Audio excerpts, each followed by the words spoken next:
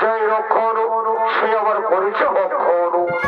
বলো বলো দাদা, এমন পরিস্থিতিতে কেমন করে সুখে থাকবে হস্তিনাবাসীগণ, কেমন করে আনন্দে থাকবে হস্তিনানগরের প্রজাবাসীগণ? ওরে ভাই, ওরে ভাই, তোমরা সকলে মন দিয়ে শোনো। বর্তমানে এবার করবে কলি আগমন। ধর্মকে করতে চাইবে বিনাশ, আবার অধর্মকে করতে চাইবে প্রতিষ্ঠা। তাই আমি মনে মনে স্থির করেছি ভাই, চলো আমরা সকলে হস্তিনা ছেড়ে ওই গোবিন্দর মধ্যে চলে যাই ভাই, ওই গোবিন্দর মধ্যে চলে যাই।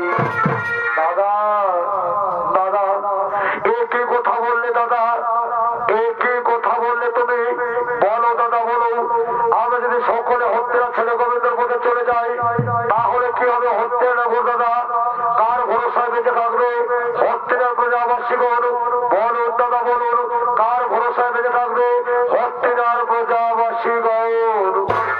ওরে ভাই, ওরে ভাই, তোমরা হয়তো জানো না হস্তিনা রয়েছেন অভিমন্যু পুত্র যুবরাজ পরীক্ষিত। আর সে সমযোদ্ধা ভাই, তার হাতে তুলে দেওয়া হবে হস্তিনানগর দায়িত্ব ভাই, তার হাতে তুলে দেওয়া হবে এই হস্তিনানগরের রাজ দায়িত্ব। হে দাদা, এ তো ঠিক কোথায় বলেছ। তাহলে বিরোধী নাহি প্রজোর। ওরে ওরে, কে কোথায় আছো? যুবরাজ পরীক্ষিত হস্তিনার মহলে আসার আহ্বান জানিয়ে দাও।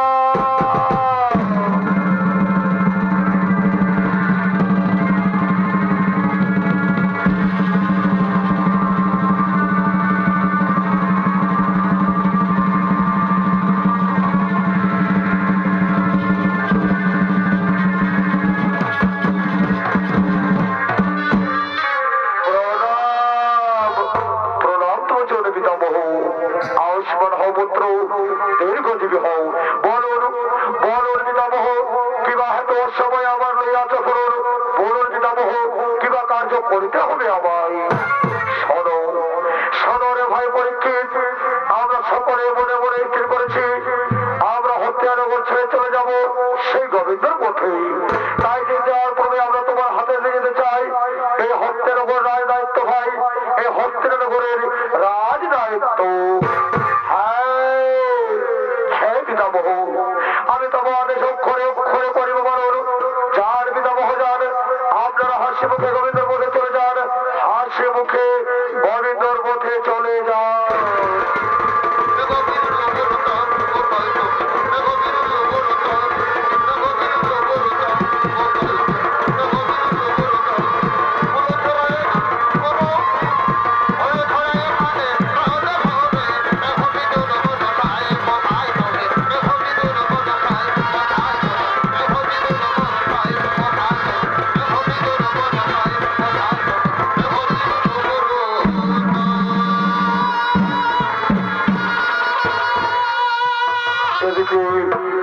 এদিকে হস্তিনার পঞ্চপাণ্ডব তাদের অভিমন্যু পুত্র পরীক্ষিতের হাতে দিয়ে গেলেন হস্তিনানগরের রাজ দায়িত্ব।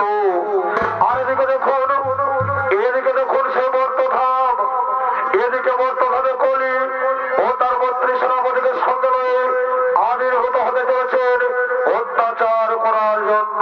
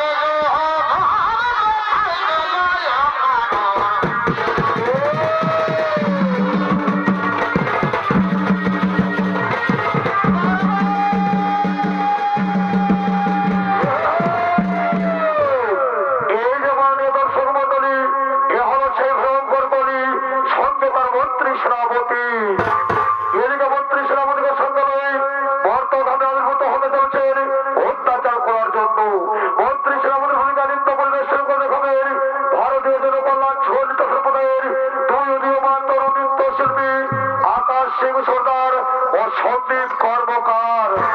কলির ভূমিকায় আপনাদের আলোকিত মহান মঞ্চে নৃত্য পরিবেশ শুরু করে দেখাবেন।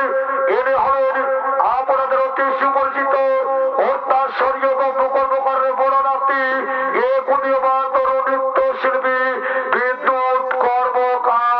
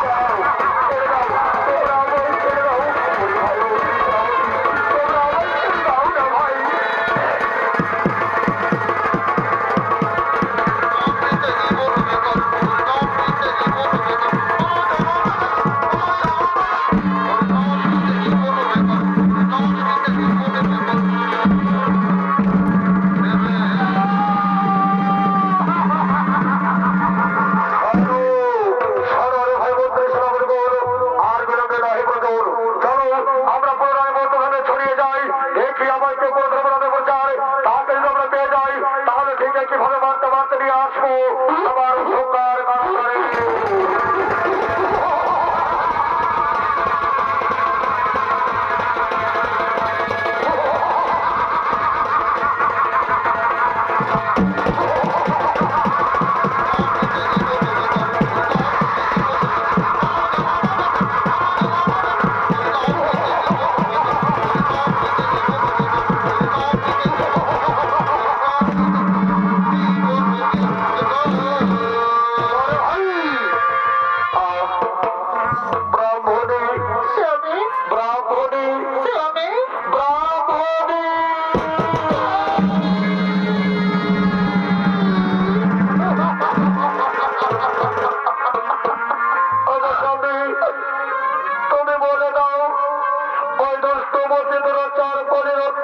কতদিন সহ্য করতে হবে?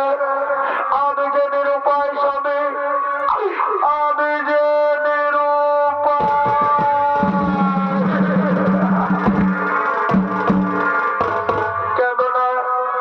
কেননা ব্রাহ্মণী কেননা এক না একদিন সত্যের জয় নিশ্চয় হবে রে ব্রাহ্মণী। সেদিনকে আমাদের সমস্ত দুঃখ কষ্ট ধুয়ে মুছে পবিত্র হয়ে যাবে রে ব্রাহ্মণী। তুমি আর কেঁদো না ব্রাহ্মণী, তুমি আর কেঁদো না।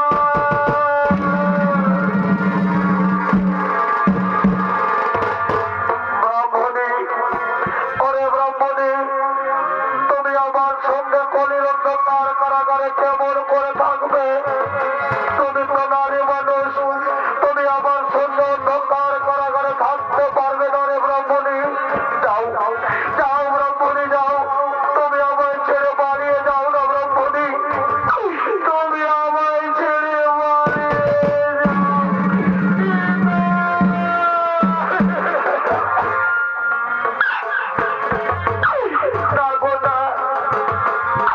আমি কেমন করে তোমায় বিপদের মুখে ফেলে দিয়ে পালিয়ে যাই?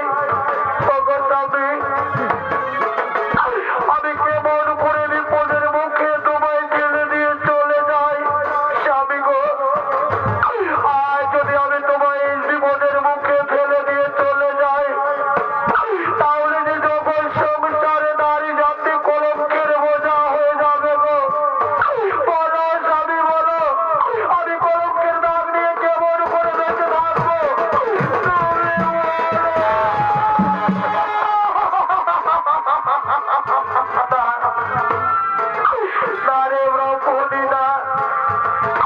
আমি তোমার কপালে কলঙ্কের দাগ লাগতে দেবো না রে ব্রাহ্মণী।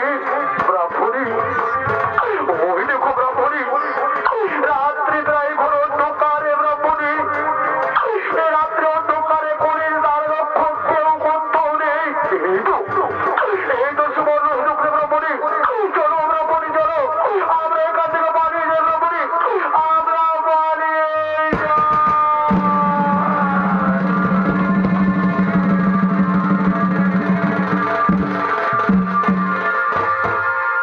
মহামান্য ছোট দর্শক মন্ডলী, এদিকে কলির অন্ধকার কারাগার থেকে কোন রকমে প্রাণ বাঁচিয়ে ব্রাহ্মণ ও ব্রাহ্মণী পালিয়ে যায়।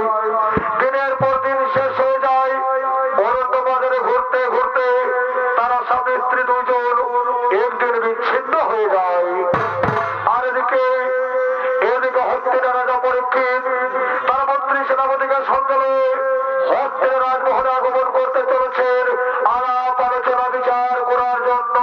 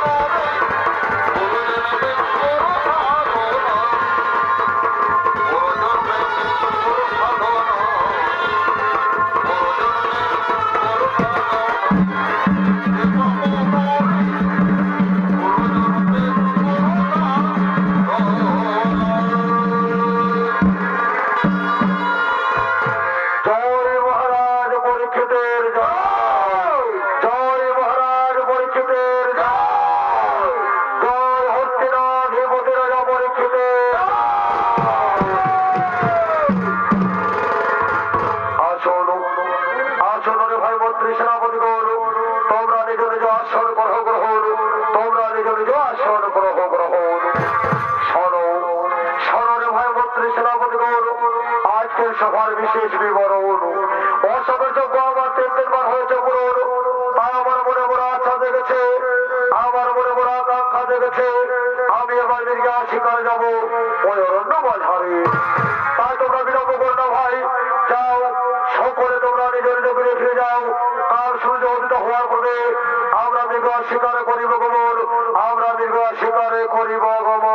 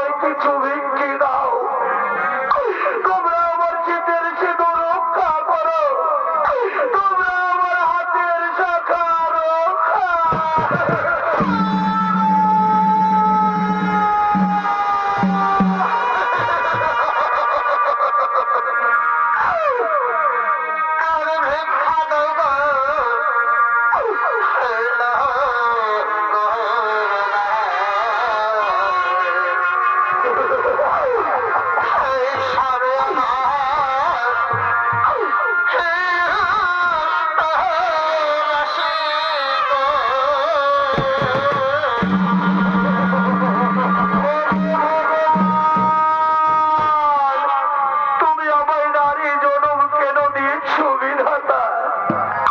এই নারী জনম বড় কষ্টের, বড় বেদনার। তুমি যদি আমায় বড় জনমে জনম দিয়ে থাকো না কর,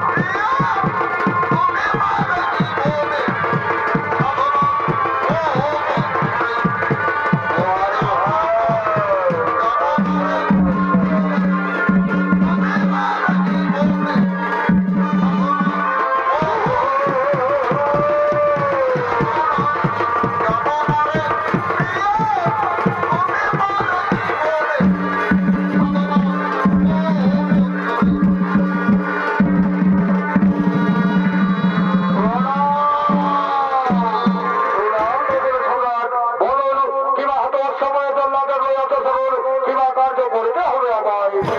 শোনো জল্লাদ, শোনো জল্লাদ, আমি দিনের প্রতি চালিয়েছি নিষ্ঠুর নির্যাতন, কিন্তু এখনো মৃত্যু হয় না ব্রাহ্মণ। তাই ব্রাহ্মণকে তোমার হাতে তুলে দিলাম জল্লাদ। যাও, কার সূত্রে ভবন একে তুমি হত্যা করে জল্লাদ, একে তুমি হত্যা করো।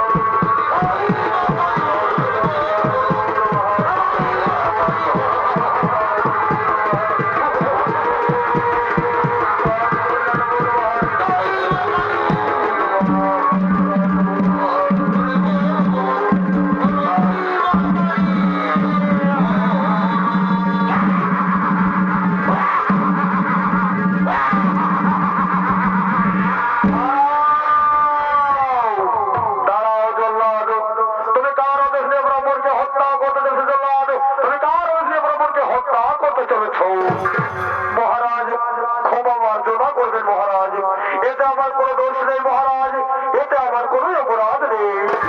ওরে জল্লাদ, ওরে জল্লাদ, আমি সবই বুঝতে পেরেছি জল্লাদ। যাও যাও জল্লাদ যাও, আমি তোমায় ক্ষমা করে দিলাম, তুমি তোমার নিজে ফিরে ফিরে যাও। আর কোথায় কোথাও অহংকারী করি, অহংকারে বসীভূত হয়ে ব্রাহ্মণ ব্রাহ্মণে বুঝিয়ে চলিস টুটু যেমন আয় দেখিয়ে দেবো বাহুদের কত শক্তি ধরে।